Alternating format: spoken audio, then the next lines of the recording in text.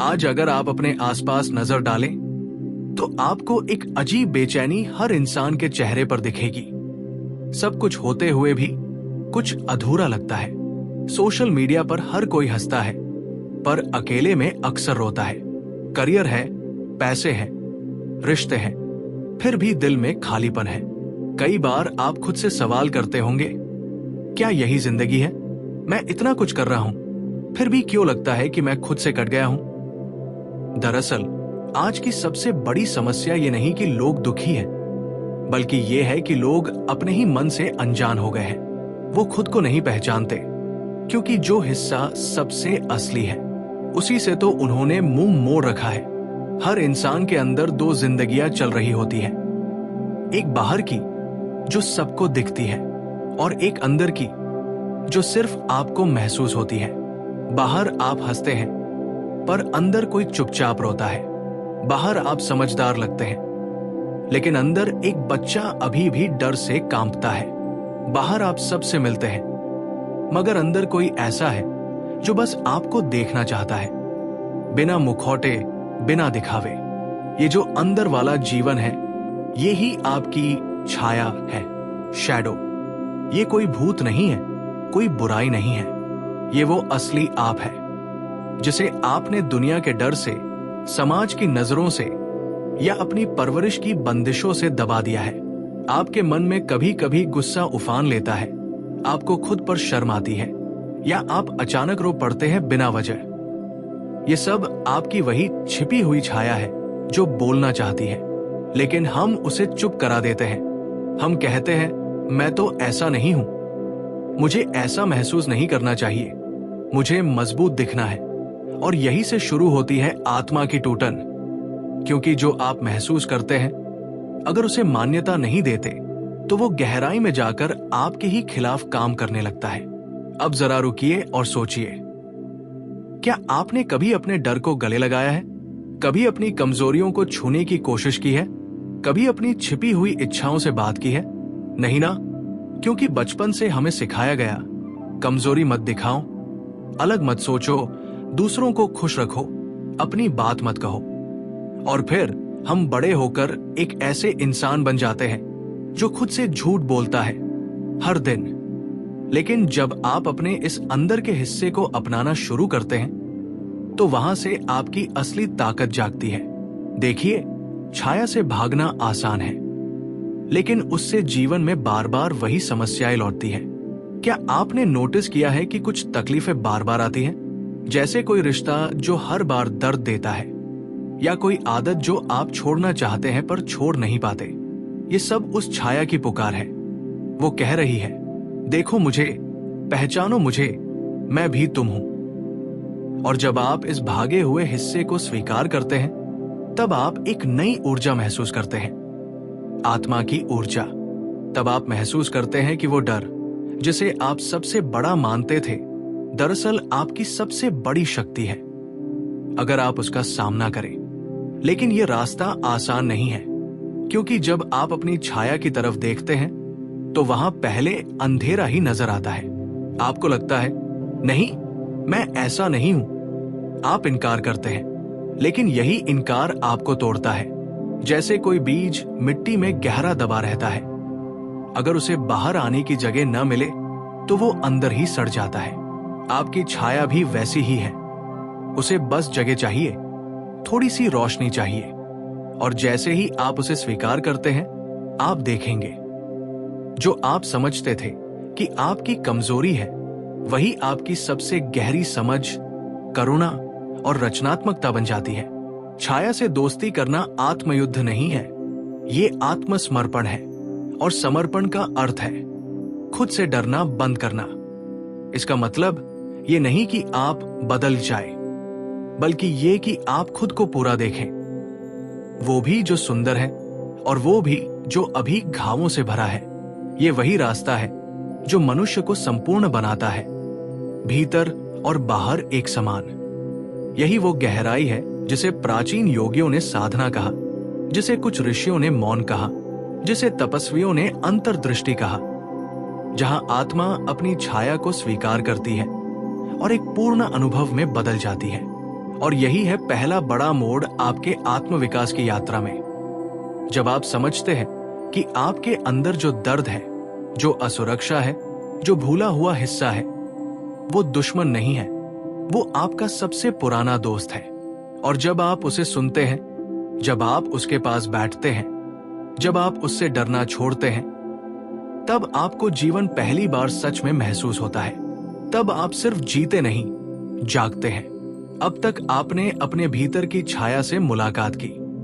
आपने जाना कि वो डर, वो असहज भावनाएं, वो दबे हुए हिस्से हमारी कमजोरियां नहीं, बल्कि वो अधूरे टुकड़े हैं जिन्हें जोड़कर ही हम संपूर्ण बनते हैं। लेकिन यहीं से असली यात्रा शुरू होती है। छाया को पहचान लेना पहला कदम है, पर उसे अपनाना, जीना और धीरे धीरे एक करना, यही असली साधना है।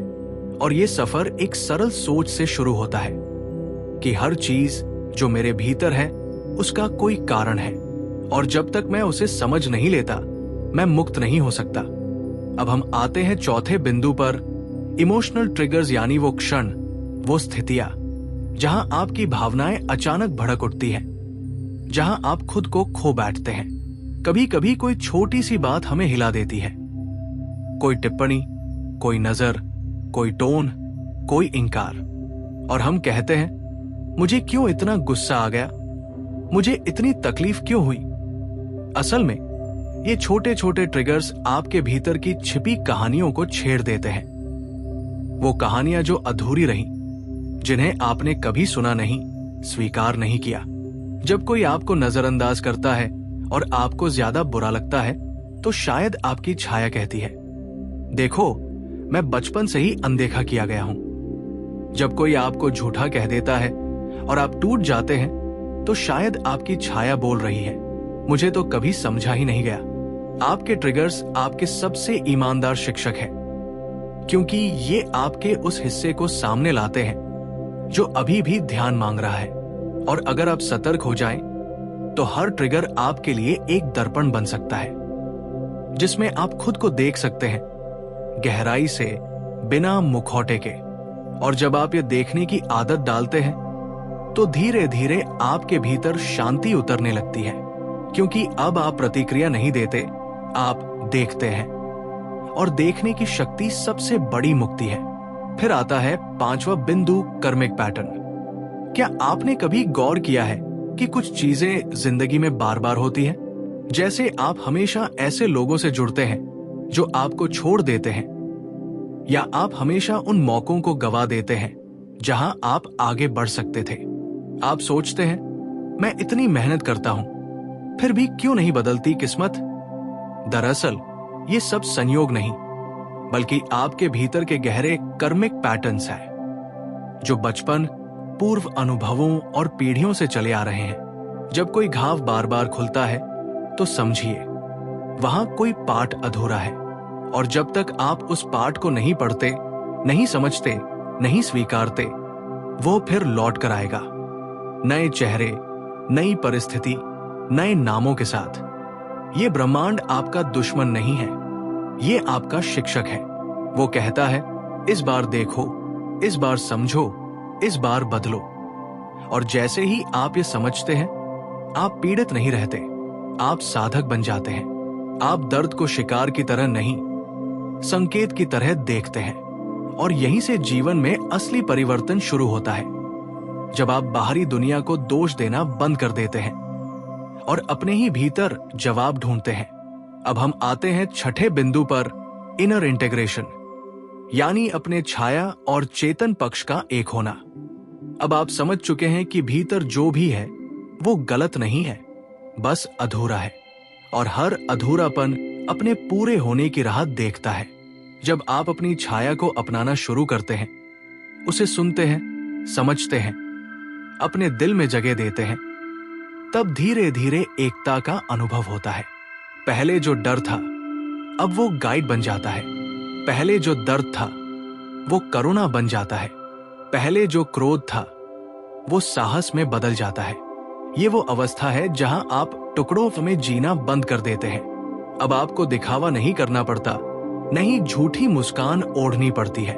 आप जो अंदर हैं, वही बाहर है। अब आपकी शक्ति किसी मुखौटे से नहीं आती, वो आपके भीतर की सच्चाई से आती है।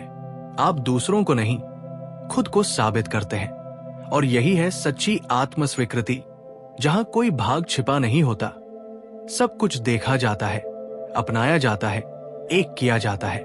अब आखिरी बिंदु, 7वां, स्पिरिचुअल इंटीग्रेशन, जहां आप महसूस करते हैं कि आप सिर्फ एक व्यक्ति नहीं है, बल्कि एक गहरा चेतन अस्तित्व है जो इस शरीर और मन के पार भी है। जब आप अपनी छाया से एक होते हैं तो सिर्फ आत्मज्ञान ही नहीं, आत्मा से संपर्क भी होता है। आप ये समझने लगते हैं कि जो भी घटनाएं जीवन में घट रही हैं, वो सिर्फ एक व्यक्ति के दृष्टिकोण से नहीं, बल्कि पूरे ब्रह्मांड के संतुलन का हिस्सा है। अब आप सिर्फ प्रतिक्रिया नहीं देते, आप हर अनुभव को चेतना की नजर से देखते हैं। दुख आता है, आप उसे गले लगाते हैं। सुख आता है, आप उसमें लिप्त नहीं होते। आलोचना होती है, आप विचलित नहीं होते। तारीफ मिलती है, आप उसमें खो नहीं जाते, क्योंकि अब आप जान चुके होते हैं कि आप कुछ भी नहीं हैं और सब कुछ भी है। यही वो शांति है जो बाहर ढूंढने से नहीं मिलती, ये भीतर से उपजती है। यही वो आजादी है जहां कुछ खोने का डर नहीं, कुछ साबित करने की जल्दी नहीं। और यही वो आत्मिक शक्ति है जिससे आप न केवल खुद को उठाते हैं, बल्कि दूसरों के लिए भी एक प्रकाश बनते हैं। तो दोस्त, अगर आपने इस सफर की शुरुआत कर दी है, खुद से मिलने की, खुद को अपनाने की, तो समझ लीजिए आप साधारण जीवन नहीं, एक जागृत जीवन की ओर बढ़ रहे हैं। और ऐसा जीवन ही सच्चा जीवन है। आगे बढ़ते रहिए,